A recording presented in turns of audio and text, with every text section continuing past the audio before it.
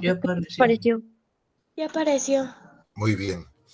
Bueno, pues hoy vamos a ver, vamos a platicar de estas dos culturas, especialmente de la de Paracas, porque dudo que nos dé tiempo de ir a los detalles de Nazca, pero de hecho vamos a comenzar a hablar de la cultura Nazca, aunque insisto, más adelante la vamos a retomar. Y pues ambas culturas, tanto Paracas como Nazca, aparecen en Perú. Se encuentran en el actual territorio que hoy Perú ocupa.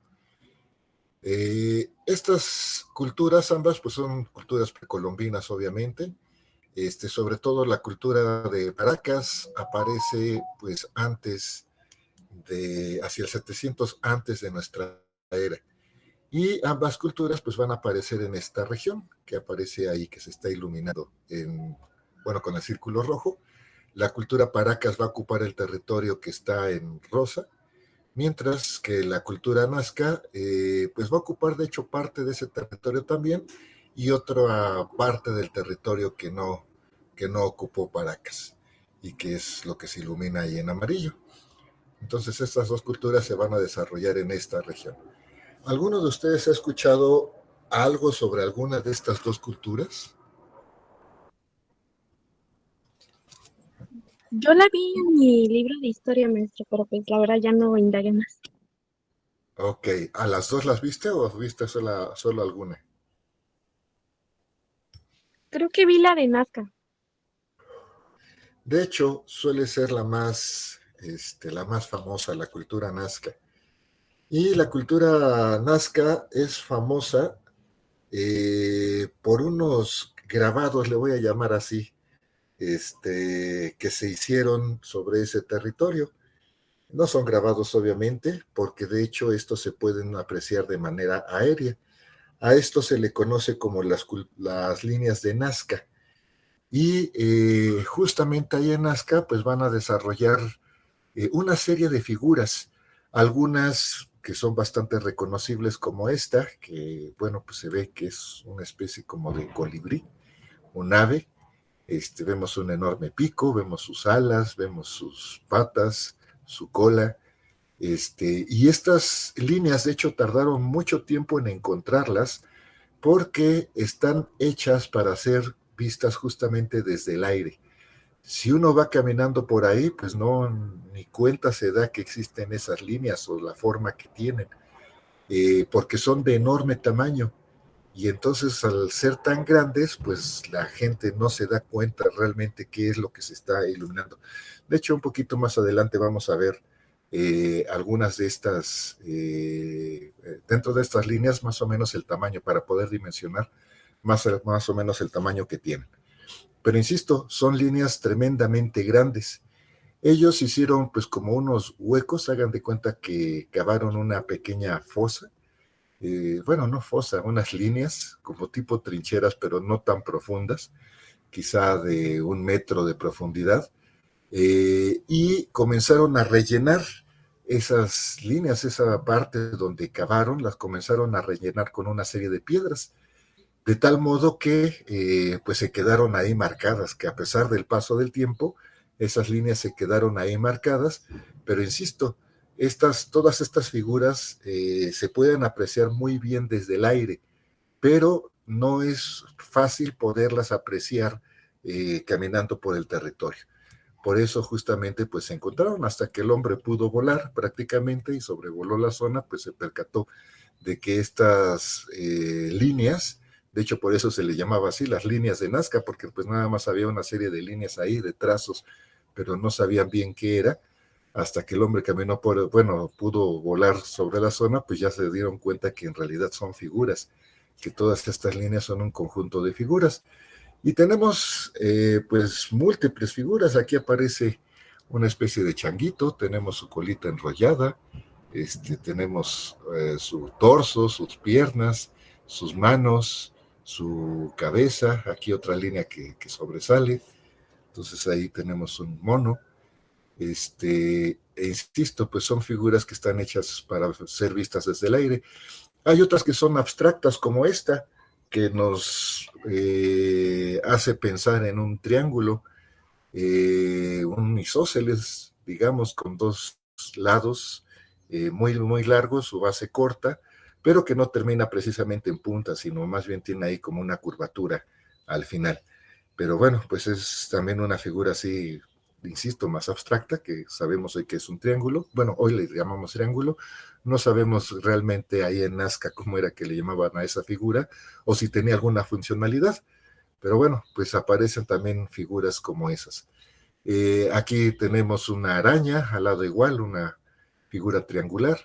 E insisto, todo esto para ser vista desde el cielo. Y aquí es justo la gran interrogante que se abre para arqueólogos aficionados a la historia, a la arqueología y bueno, a los que les guste ver este tipo de curiosidades, ¿por qué se elaboraron estas líneas, todas estas figuras? Ahí tenemos un árbol, tenemos las ramas, el tronco y sus raíces, pero bueno, ¿por qué? ¿Para qué fue elaborado esto? Si el hombre de aquella época pues no podía volar, no tenía la tecnología para hacerlo, para verlo desde el aire, y entonces, ¿cuál es la finalidad? Eso es lo que se han preguntado los arqueólogos, ¿cuál es la finalidad de haber generado todas estas líneas? Aquí tenemos otra ave, con las patas, una de sus patas de hecho tiene un gran detalle, la cola, las alas, la cabeza, el pico, en fin. ¿Cuál fue esa finalidad? ¿Qué imaginan ustedes que pasó? ¿Por qué la cultura nazca decidió desarrollar estas líneas, todas estas figuras? Si insisto, no se podrían ver a simple vista. Aquí una ballena, tenemos su cola, su cuerpo, sus aletas, la cabeza, el hocico abierto, el ojo de la ballena. ¿Por qué? ¿Para qué? ¿Se imaginan ustedes? Para algo simbólico. Sí, desde luego, de hecho, desde que es un dibujo, pues ya es un poquito simbólico, pero si ellos no lo podían ver, porque insisto, pues son líneas de enorme tamaño y cuando uno se para ahí, pues difícilmente podría reconocer la forma, ¿por qué, con qué finalidad se generaría ese símbolo? ¿Quién lo vería? ¿Quién apreciaría eso? Es muy probable que ellos jamás supieron qué tan bien o qué tan mal les quedaron esas líneas. Esto se supone que es un árbol, esta es la base y aquí una ramificación, una especie de cactácea, nada más que está ahí de cabeza. Pero bueno, ¿para qué generaron esto? Aquí otra figura abstracta, una espiral. Para sus dioses. Es muy probable, de hecho los arqueólogos es la idea que más han difundido, que todas estas líneas de Nazca es muy probable que se hayan elaborado con la finalidad de que lo contemplen sus dioses. Insisto, ellos pensamos que pues jamás pudieron ver qué tan bien o qué tan mal les quedaron esas líneas. Pero bueno, las desarrollaron, las elaboraron y quedaron ahí marcadas para la posteridad, ¿no? Porque además se ve, nota que sí lo hicieron pensando en que a futuro pues se iba a ver que iba a prevalecer esas líneas, que no era algo que se iba a borrar con el paso del tiempo. Ahí tenemos una flor y una especie de palo. Entonces sí, muchos arqueólogos han pensado en eso, en que posiblemente fue pensado en que los dioses desde arriba, desde el cielo, podían contemplarlas. Aquí es donde podemos apreciar el enorme tamaño que tienen estas líneas de Nazca. En este caso tenemos un lagarto, y ahí vemos cómo una carretera atravesó. De hecho, esa carretera fue construida y pues ni idea de que había esas líneas. Fue posterior a esto cuando ya se descubrió. Y bueno, pues incluso interrumpieron el paso de la línea. Se puede decir, la destruyeron o la dañaron en parte. Pero era porque también pues ni siquiera se alcanzaba a apreciar desde tierra esas dimensiones. Ya para esa época obviamente sí podían volar, pero a nadie se le había ocurrido volar sobre ese lugar. El chiste es que ya cuando los arqueólogos entran y empiezan a descubrir, dicen, no, bueno, pues ya nada más el tamaño, ¿no? De por sí un tráiler, pues es tremendo, es grande. Ahora imagínense un humano parado ahí, pues no jamás iba a reconocer que había una figura de un lagarto. De hecho, ahí hay otra figura que seguramente ustedes no reconocen, a pesar de que es una foto aérea. Esa otra figura, ya la vimos ahorita, es parte de un árbol. No aparece completa porque la idea de esta foto era retratar el lagarto, pero ahí se dibuja también ese árbol que vimos con anterioridad. Entonces, insisto, o sea, por las dimensiones, pues es difícil de reconocer. Incluso desde el aire a veces resulta un poquito difícil de reconocer las figuras. Sin embargo, pues se elaboraron. Aquí unas manos así medio, con un cuerpo medio amorfo, medio caricaturesco quizá, como una especie de pollito con unas enormes patas o manos, ¿no? Porque una de ellas tiene 5 dedos, por cierto, y tiene un pulgar.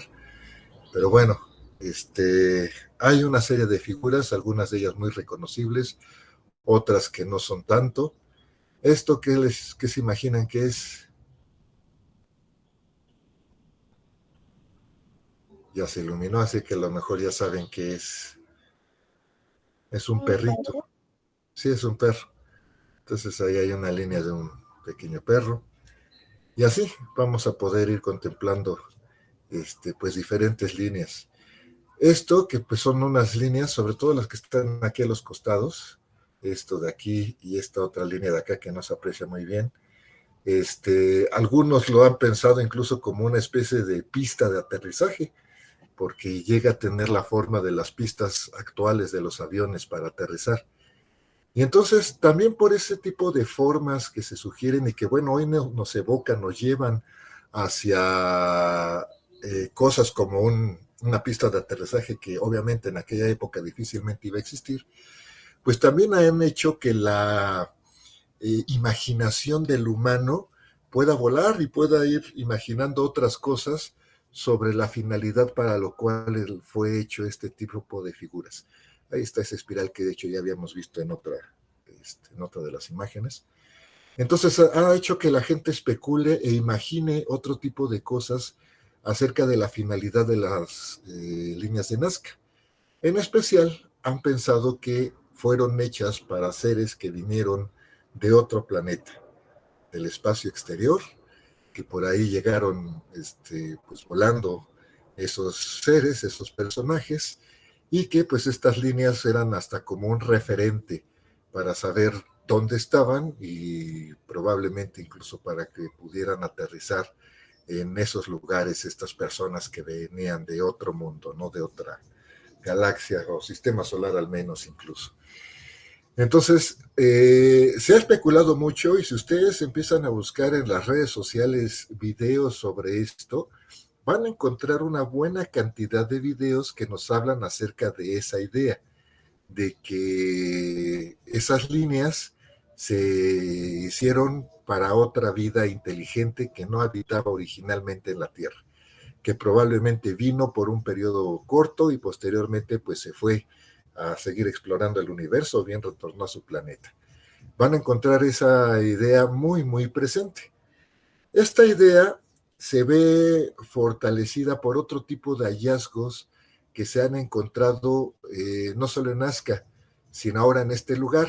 Aquí vemos un grabado pues muy semejante a los que hemos estado viendo, pero ya no se trata de Nazca, sino de Paracas, que es esta otra cultura la cual mencioné y que quizá es un poquito más desconocida. Esta es la cultura de Paracas, y ahí en Paracas encontramos ese grabado, que no está hecho igual que el de Nazca, justo es otra cultura, entonces la técnica con que se desarrolló pues es diferente. Ya les comenté que en el caso de Nazca, se hacía justamente, se cavaba en la tierra, se hacían las líneas cavando sobre la tierra, y después de haber cavado se ponían piedras sobre esa zanja, esas zanjas que habían cavado, y bueno, así fue como pudieron prevalecer las líneas de Nazca. En este caso no hay piedras, solamente se hizo pues se cavó sobre el cerro, porque además esto no está en plano, sino que es en una elevación, ese es el Cerro Rojo, el Cerro Colorado, perdón. Está ahí sobre el Cerro Colorado se cavó y se dejó nada más ahí eso cavado, no se rellenó como en el caso de Nazca. Que bueno, por la inclinación, pues era también muy probable que esas piedras poco a poco hubieran caído. Sin embargo, como está a orillas del mar, el Cerro Colorado, el agua que se desprendía del mar, pues llevaba también minerales, sal. Esta sal pues se fue incrustando poco a poco en esa parte donde se cavó este cerro, y eso hizo que quedara como tatuada esta imagen ahí en ese cerro. A esa imagen se le conoce como el candelabro. También en esa época pues no había candelabros. Los candelabros van a ser con los españoles, no había candelabros, pero bueno, con el paso del tiempo van a aparecer, y a los arqueólogos les pareció que tenía la forma de un candelabro europeo, y le dejaron ese nombre. ¿Qué representa exactamente? Bueno, pues hasta la fecha los arqueólogos no saben con exactitud qué representa esa figura. Pero bueno, se quedó ahí. Esta, insisto, de hecho es anterior a las de las líneas de Nazca. Esta está sobre un cerro, y ahí sí pudo haber tenido una finalidad. Cuando iban navegando, porque además la cultura de Paracas era una cultura que aprovechaba mucho los recursos del mar, entonces seguramente salían mar adentro para pescar, etcétera, y muy probablemente pues era un punto de referencia. A lo lejos se podía apreciar estas líneas, y entonces pues ya sabían hacia dónde ir, ¿no? Esa era una guía para ellos para saber hacia dónde navegar. Entonces, sobre todo en su retorno, sabían bien hacia dónde navegar. Entonces, bueno, esta sí tiene una finalidad, porque sí se puede ver por el lugar donde fue hecha, ¿no? Las otras no, como es en un llano, en un suelo plano, pues esas sí no se podrían apreciar a lo lejos, salvo que vuelen, solamente así pueden ser apreciadas a lo lejos. Pero bueno, esta aparece en Paracas, y ahí en Paracas se hacen otros descubrimientos que llaman mucho la atención de los arqueólogos.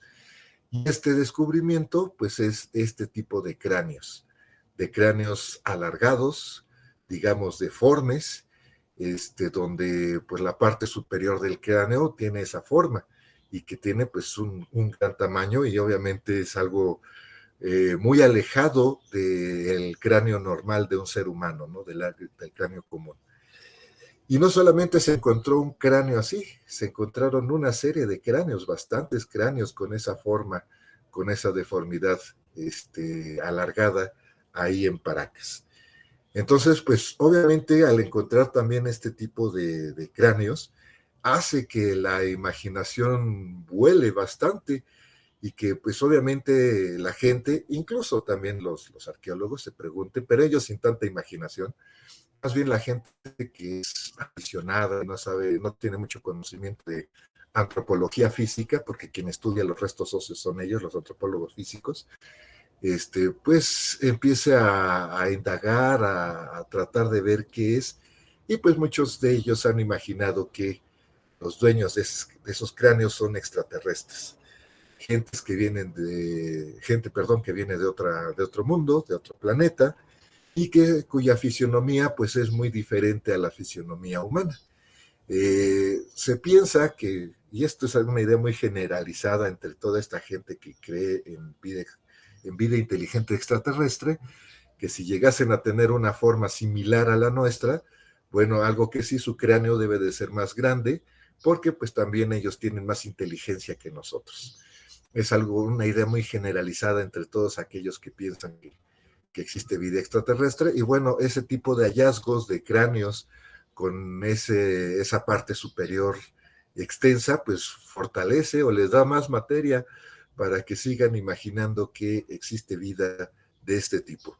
E insisto, si ustedes buscan en las redes, pues tanto de Paracas como de Nazca, van a encontrar muchos videos que van a decir que esta vida es extraterrestre. Por ahí hasta me encontré un articulito donde aseguran que hicieron estudios de ADN, y que esos estudios de ADN arrojaron que el ADN de esos cráneos no era humano, que era un ADN muy distinto al que se ha hallado en las distintas formas de humanos. Ahí pensemos pues en el Neandertal y otros homínidos humanos que han existido a lo largo del tiempo, fuera del Homo sapiens. Entonces, que no tiene nada que ver con el Homo sapiens, pero tampoco con otros como el Neandertal, no tiene nada que ver. Eso es mentira, chavos, es completamente mentira. Insisto, van a encontrar muchas cosas así en las redes, Pero la verdad es que la apariencia de estas personas pues es como el humano que aparece ahí, con ese cráneo alargado, con ese cráneo elevado. Esa era la verdadera fisionomía de aquellos que pertenecían, que, bueno, que vivieron y que a quienes pertenecieron esos restos óseos, ¿no? Ese cráneo.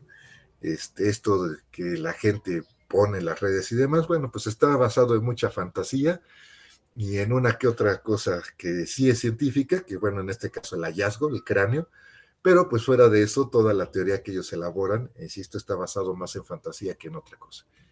Pero bueno, ahí tenemos cómo era. Y empecemos a platicar justo de la cultura Paracas, quiénes son, qué hicieron, etcétera. Y bueno, ellos se desarrollaron hacia el 700 antes de nuestra era y pudieron prevalecer hasta el 200 de nuestra era, es decir, tuvieron un periodo de vida de 900 años como cultura. Obviamente pasaron muchas generaciones ahí, pero 900 años como cultura lograron prevalecer. Y como les decía, en la cultura Paracas, pues encontramos una gran cantidad de cráneos con esta forma, donde están elevados esos cráneos.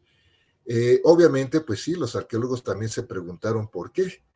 El descubridor de esta cultura, de la cultura Paracas, es el mismo de la de Chavín. Ya ven que ahí en Chavín vimos el lanzón, que era esta figura sagrada que tenían ahí en su templo. Y bueno, el que descubrió Chavín, pues es Julio César Tello, y Julio César Tello también es quien comienza a cavar ahí en Paracas hacia 1925, y es el que encuentra una serie de fosas, una serie de enterramientos, y no todos, pero muchos de estos cráneos que va a encontrar con esa deformidad, con esa forma donde aparecen esos cráneos elevados. Él comienza a hacer sus estudios en Cerro Colorado. Cerro Colorado, de hecho ya les platiqué de él, es esta elevación que existe ahí muy cerquita de la orilla del mar, en donde se encuentra esa figura, de hecho ahorita la vamos a apreciar un poquito, esa figura que hoy le llaman el candelabro, de hecho aquí está de costado, no se aprecia muy bien por el ángulo de la foto, pero pues aquí la podemos ver de frente. Este es el mismo cerro, que obviamente él cuando llega a la zona por ese cerro dijo voy a acabar ese cerro porque además de esta figura tiene que haber algo, otra cosa, ¿no? Y bueno, comienza a hacer excavaciones en la parte superior de ese cerro y al comenzar a hacer sus excavaciones pues encuentra una especie de cementerio, digamos, una serie de fosas, todas estas fosas con una protección en piedra, ahí sobre esas fosas pues echaron tierra, y a estas fosas le llama Paracas Cavernas. No son cavernas, de hecho ahí no hay cavernas de ningún tipo, es el nombre que le pone, pero bueno, no sabemos exactamente en qué pensó Tello cuando le pone cavernas, pero se le ocurre ponerlas así, Paracas Cavernas, porque encuentra toda esa serie de enterramientos. Ellos ponían a sus difuntos en posición fetal.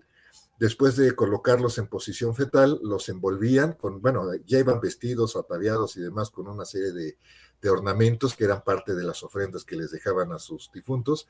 Y ya después de haber sido ataviados, se envolvían y se depositaban en esos lugares y obviamente todo eso se cubría con tierra. Así era la forma como ellos van a sepultar a sus difuntos. Estos cuerpos están además momificados. La forma de momificación era secándolos con calor, con fuego. Los ponían cerca del fuego, entonces ese fuego iba absorbiendo la humedad que guardaba el cuerpo recién difunto, y ya que absorbía lo suficiente esa humedad, ya eran justamente ataviados y demás, eran envueltos y eran depositados en esas fosas que Tello encontró.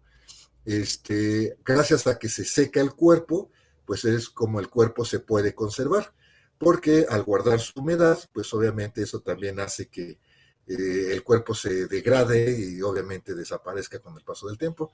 Pero bueno, como les digo, se secaba y esa era la forma como se pudo preservar. Además que la región, pues también es una región seca, no hay mucha humedad. También estas este tipo de sepulturas sí lo pusieron del lado contrario del mar para que la humedad del mar no llegara tan fácil ahí y obviamente pues degradar a los cuerpos. Entonces sí había una intención de preservar esos cuerpos, de que la forma prevaleciera al paso del tiempo. No fue casual que se hayan hecho momias, que se hayan momificado esos cuerpos, sino que sí fue intencional hacer todo esto. Y como les digo, todos estos enterramientos iban acompañados de una serie de objetos funerarios o de ofrendas para pues, estas personas que se iban. Obviamente, entre más importante era la persona que estaba sepultada en el lugar, pues también era mayor la ofrenda que se depositaba en ese sitio. Entre más pobre, pues menos objetos funerarios, obviamente, no tenían tantos recursos, entonces había menos objetos funerarios.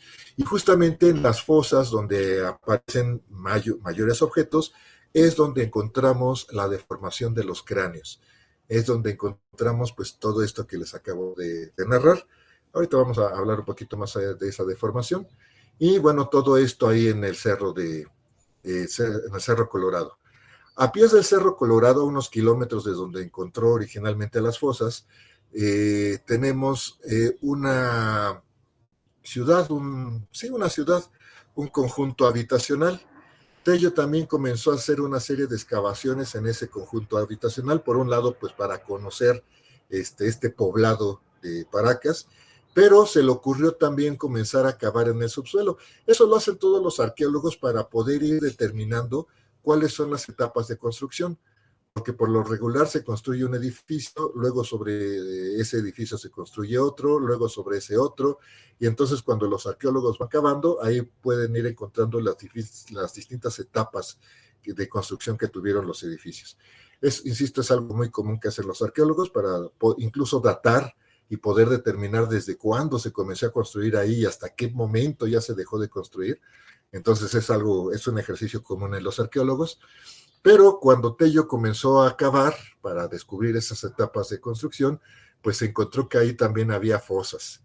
Había una serie de fosas y que en las casas habitacionales, de hecho, en este caso la gente de este poblado, cavó dentro de su propia casa y a 2 metros de profundidad depositaron a sus muertos en envoltorios mortuorios iguales a los que encontró en el Cerro Colorado, y obviamente también con ese proceso le voy a decir de secado, que creo que está incorrecto, pero bueno, de quitarle la humedad al cuerpo para poder preservar obviamente la momia de ese cuerpo.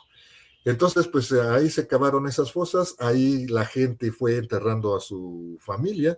Suponemos, de hecho, que esos cuerpos pues eran los ancestros de aquellos que ocupaban esas casas, este conjunto habitacional, en donde ellos cavaron su pozo, cavaron la parte baja donde depositaban los cuerpos y pues ellos habitaban en la parte de arriba, ¿no? Era la zona en donde ellos habitaban y demás. Entonces, bueno, ahí encontró también este hallazgo. Y justamente por pues por estas momias que se van a encontrar en este poblado, a él le va a llamar a esta región Paracas Necrópolis. Necrópolis significa ciudad de los muertos. Entonces es Paracas, cavernas que está en el Cerro Colorado, y Paracas Necrópolis o ciudad de los muertos en la zona habitacional que Tello excavó y que encontró en esta región. Y como les digo, pues todo esto, bueno, no todo, pero sí algunos de estos personajes que fueron sepultados ahí con esta deformidad en el cráneo.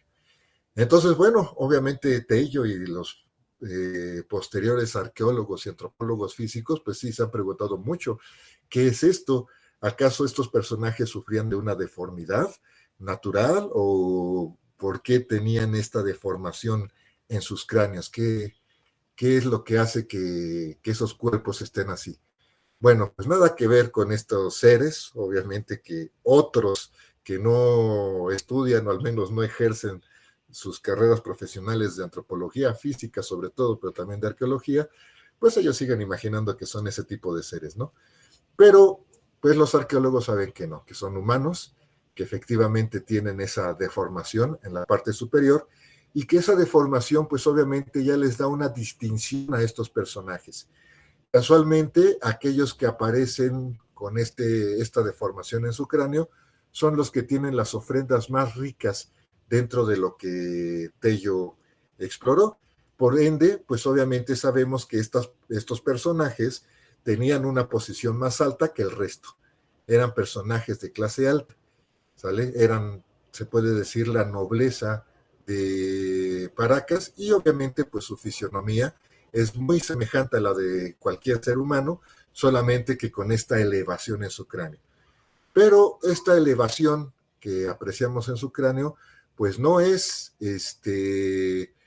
exclusiva de, perdón, no es algo natural, sino que es algo que ellos mismos se provocaron. En esta imagen, por eso la repito también, vemos que el cráneo tiene aquí pues como un semicírculo.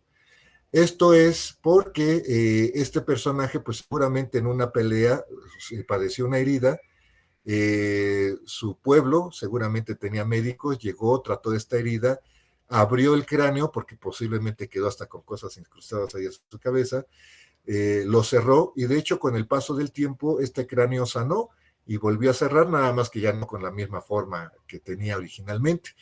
A estos procesos, cuando se abre el cráneo, se le llama trepanación. Entonces sabemos que también los de Paracas, perdón, que también los de Paracas, pues llegaban a hacer trepanaciones con una finalidad médica para poder curar a la gente. Eso no es estético, eso es médico, para poder curar a la gente por posibles heridas que llegaron a recibir. Y bueno, pues obviamente ya sanando se vería de esta forma esa herida, ¿no?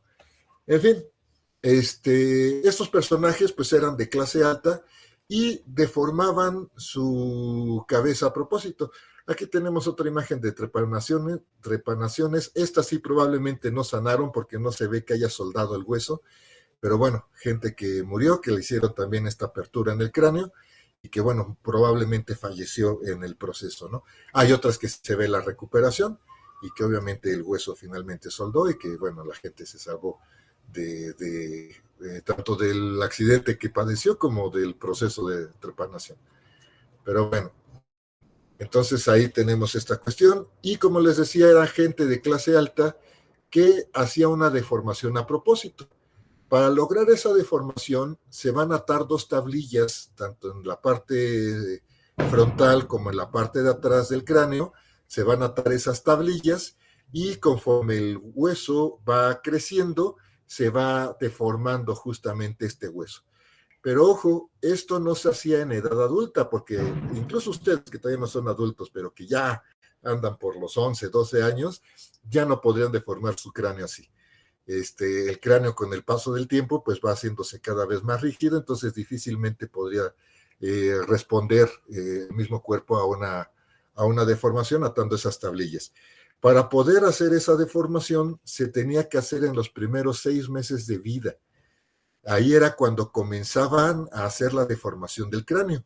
Y para ello se utilizaba un objeto que aparece aquí en la parte de atrás y al que le llamaban la cuna.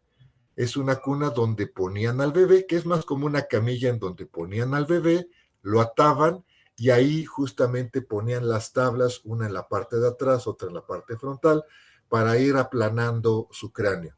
¿Por qué? Pues porque en ese momento la parte ósea del cráneo pues es todavía muy maleable, todavía se le puede ir dando forma, todavía no está completamente rígida, y justamente en esos 6 primeros de vida es cuando comenzaban a hacer esa deformación. Ya que se obtenía la deformación, después de 6 meses, dejaban que ese niño fuera creciendo poco a poco y ese niño ya iba creciendo con su respectiva deformación del cráneo. Aquí tenemos otro proceso de la cuna, donde se ponían 2 tablas, una que está obviamente donde él se recuesta, otra en la parte de arriba, el niño bien sujeto, y bueno, pues eso iba provocando la deformación craneal. Así es como lograron hacer esas deformaciones para que pues durante su vida pudiera lucir esa deformación y obviamente se pudiera distinguir pues el resto de la población. Aquí estamos hablando de un personaje noble, ¿no? De un personaje de clase alta, y obviamente pues eso le da un lugar especial. No solamente en la cuestión de una distinción de clase social, de que él pertenece a una clase alta, sino también de que pertenece a la clase dirigente, a la clase sacerdotal, y justamente por esta deformación craneal, pertenece a un sector divino. Ellos, a través de esta deformación, le decían al resto de la población pues de que ellos estaban más cercanos a los dioses, y la mejor muestra era que ellos eran diferentes en su fisionomía, ¿no? En su cráneo, obviamente, pues eran diferentes al resto, y obviamente pues esto les daba el derecho también a ocupar un lugar especial. Ahí tenemos de hecho una pintura que ya se hizo posterior de mamá e hijo, el hijo en su cuna con la deformación, que bueno, ahí la cunita le salió medio mal, ese ángulo tuvo que haber estado un poco más cerrado, pero bueno, y la mamá con esa deformación.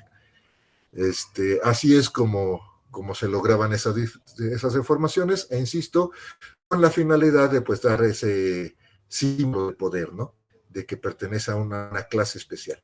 Ahí tenemos otra serie de personajes. Se piensa que estos personajes, de hecho, sí ataviaban su cráneo, esta deformación, con una serie de telas de algodón.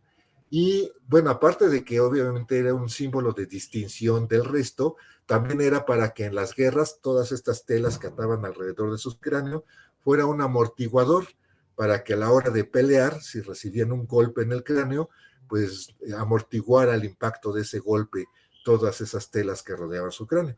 Se han encontrado restos con este atavío, ahí vemos uno. Entonces, bueno, sabemos justamente que sí se ataviaban de esa forma los cráneos, para que obviamente, bueno, aparte de lucir, aparte de que es un adorno, aparte de que ya da un estatus social, pues también para poder protegerse en caso de una batalla, de una guerra, poder proteger su cráneo, y de que no sufra pues un golpe, o más bien las consecuencias de un golpe severo, ¿no?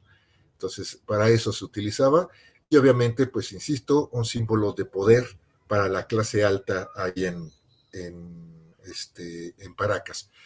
Entonces, bueno, pues esta es la verdadera fisionomía de aquellos habitantes de Paracas. Esa es la finalidad de la deformación de sus cráneos, y reitero, no esta que mucha gente imagina y que pone en sus videos o en otro tipo, hasta en artículos, pero que obviamente pues esto está muy lejos de la realidad.